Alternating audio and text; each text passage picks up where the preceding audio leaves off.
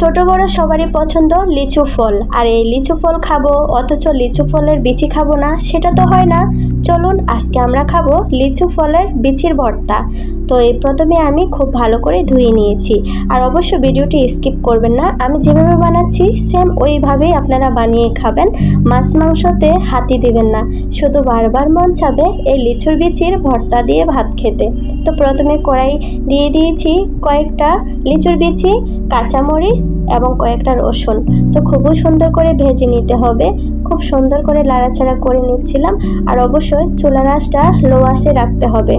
এবার লিচুর বিচিগুলো ফাইনালি ভাজা হয়ে গিয়েছে। এবার আমি শিলনোড়াতে খুব সুন্দর করে বেটে নিব। আর অবশ্যই আপনারা কে কোথা থেকে আমার এই ভিডিওটি দেখছেন অবশ্যই কমেন্টে জানাবেন। আর এই ভিডিওটা যদি ভালো লাগে অবশ্যই আপনাদের টাইমলাইনে সেভ করে রাখবেন, আর সবাই কমেন্টে জানাতে ভুলবেন না। ফাইনালি লিচুর বিচির ভর্তা রেডি। এবার গরম গরম ভাত দিয়ে খাবো। সবাই ভালো থাকবেন, আল্লাহ হাফেজ।